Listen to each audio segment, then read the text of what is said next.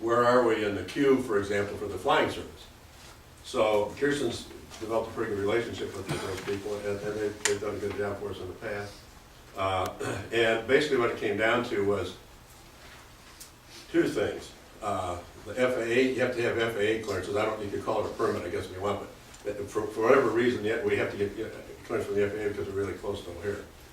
We're closer to a lot of communities. So that's one issue. The other issue is the flying service had set up their order date was last week Thursday, I think it was. So when I talked about that with Kirsten, and she talked to the flying service. The flying service said they could piggyback us on the permit, if you will, that they have already for other communities. So if we were doing it just on our own and no one else was there, we'd have to go through the process to get that done, and that could take a few months. So the next question was, what about the bacillus we're going to be spraying with? If his order had to be in last Thursday. So I sort of asked him if it really ordering wasn't the problem, it was when it was shipped.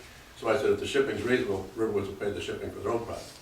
So she went through that conversation with him. At the end of the day, she told me this morning that she talked to the flying service and they split their order. So there would be no extra charge for it. So the bottom line is, whatever the decision the board makes, our original estimates were based on $50 an acre. That price is now $44, based on they got the product a little cheaper than what they would thought it would be.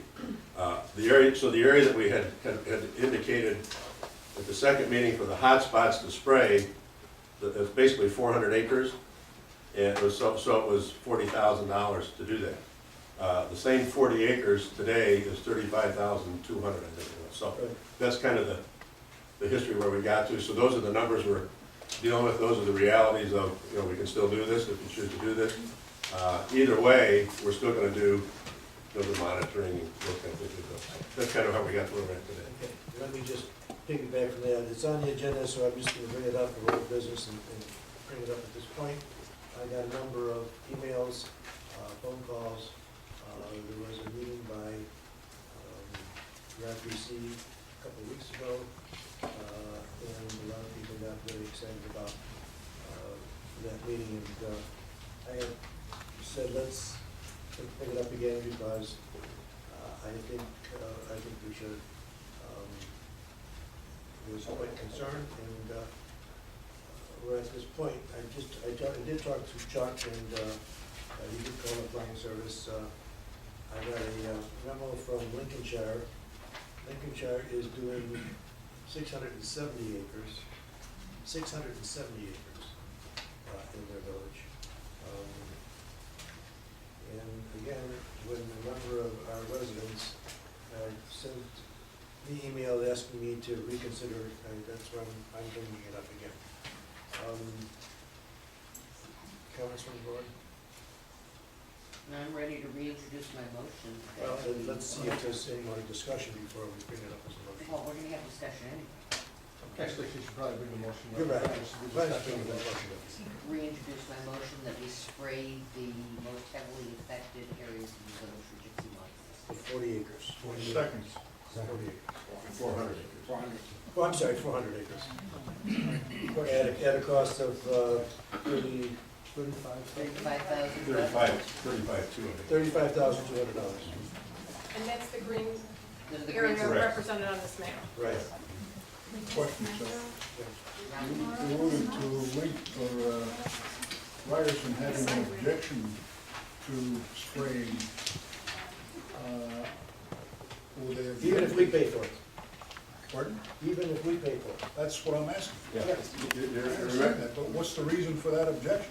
Well, I remember, I believe it was the first meeting we had, it was Ann Main, I think was here discussing this. And I don't know if it's all of Ryerson or if it's just this parcel here. There's some connection with a wilderness area or a conservation It's area. the Illinois Nature Preserve. Okay. Right.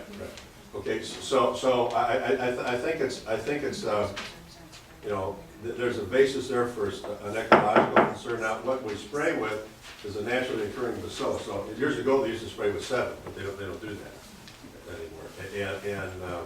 And quite one other thing I forgot to mention: the state of Illinois, they're only spraying that they do right now, is their philosophy is to slow the spread sort of a thing, so they're going to be spraying this year, I don't know, LaSalle or something like that. But in terms of the forestry, the other issue, I think, in my view, is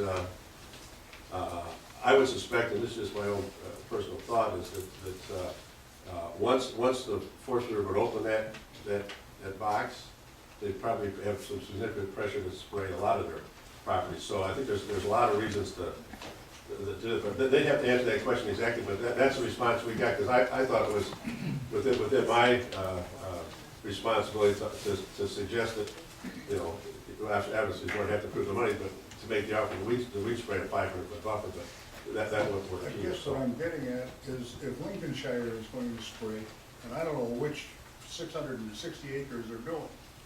They but do it assuming similar. it's in the forest preserve area, Here it is. the heavily area, okay, I don't have time to look at It's that. not, it's in their village, not in the forest preserve area. I understand it's not in the forest preserve area, but my question is, if they are spraying on the perimeter, and we are going to be spraying on the perimeter,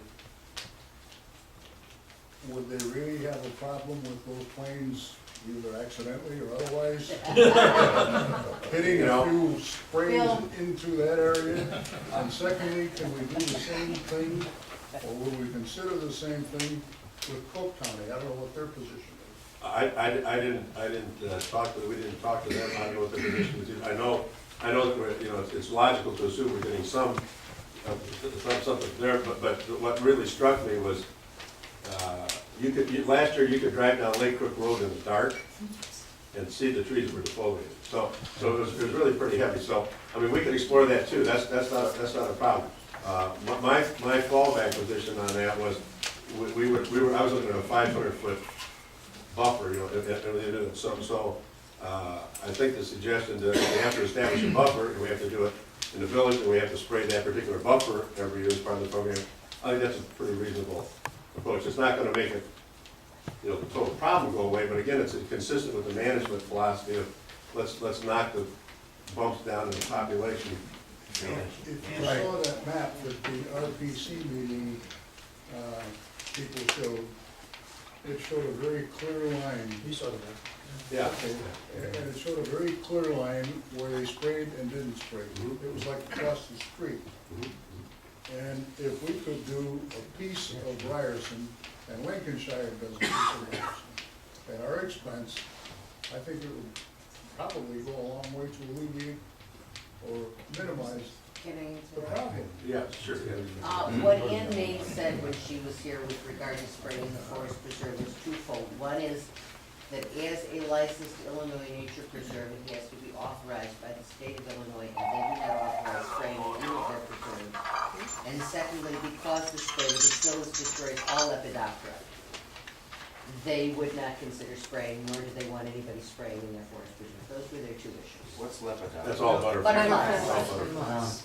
Bill, could I answer your question? You were wondering whether Lincolnshire is spraying a buffer area near the forest preserve. I asked Tony Gliat that specific question. I asked him whether they saw much of an effect from the forest preserve coming into their village. And he said that they monitor the gypsy moth, but he said he could not substantiate that there was a significant consequence. It was not dramatic enough to show by the data. He told me, I didn't see a map of where they were spraying in Lincolnshire, but he told me that they were spraying 700 acres, and he said that's the lion's share of their community. So he was not targeting the buffer area.